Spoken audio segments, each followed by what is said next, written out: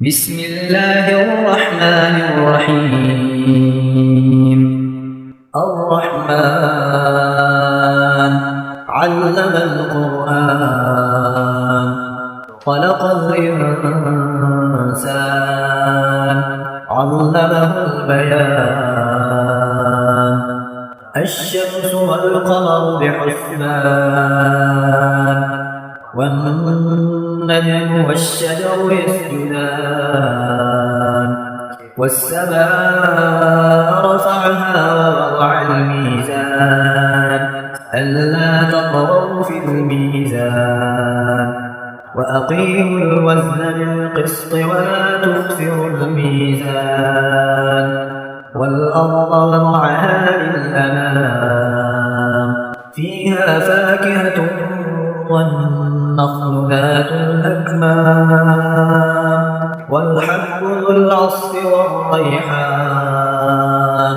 فبأي آلاء ربكما تكذبان خلق الإنسان من صلصال كالفخار وخلق الجان من مارج من نار فبأي آلاء ربكما تكذبان رب المشرقين ورب المغربين فبأي آلاء ربكما تكذبان مرج البحرين يلتقيان بينهما برزخ لا يبغيان فبأي آلاء ربكما تكذبان يخرج منهما اللؤلؤ والمرجان فبأي آلاء ربكما تكذبان وله الجوار المنشآت في البحر كالأعلام فبأي آلاء ربكما تكذبان كل من عليها فان ويبقى وجه ربك ذو الجلال والإكرام فبأي آلاء ربكما تكذبان يسأله من في السماوات والأرض كل يوم هو في شأن فبأي آلاء ربكما تكذبان سنفرغ لكم أيها الثقلان فبأي آلاء ربكما تكذبان يا معشر الجن والإنس إن استطعتم أن تنفذوا من أقطار السماوات والأرض فانفذوا لا تنفذون إلا بسلطان فبأي آلاء ربكما تكذبان يرسل عليكما شواظ من نار ونحاس فلا تنتصران فبأي آلاء ربكما تكذبان فإذا انشقت السماء فكانت وردة كالدهان فبأي آلاء ربكما تكذبان فيومئذ لا يسأل عن ذنبه إنس ولا جان فبأي آلاء ربكما تكذبان يعرف المجرمون بسيماهم فيؤخذ بالنواصي والأقدام فبأي آلاء ربكما تكذبان هذه جهنم التي يكذب بها المجرمون يطوفون بينها وبين حميم آن فبأي آلاء ربكما تكذبان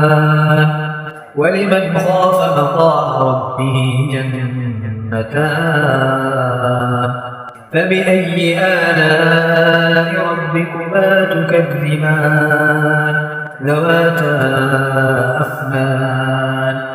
فبأي آلاء ربكما تكذبان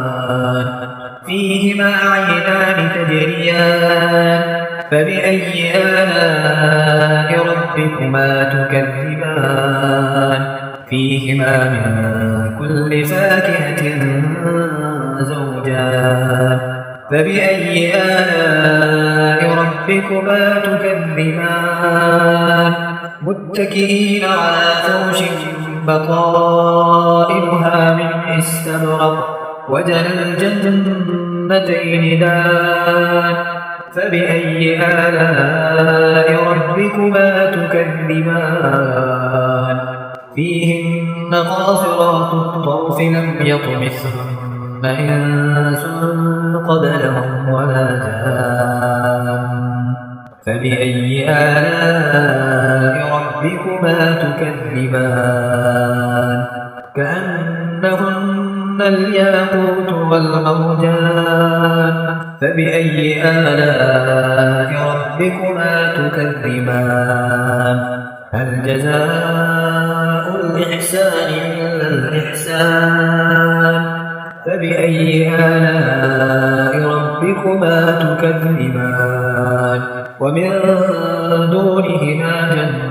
جنتان فبأي آلاء ربكما تكذبان مدهامتان فبأي آلاء ربكما تكذبان فيهما عينان نضاختان فبأي آلاء ربكما تكذبان فيهما فاكهة ونخل ورمان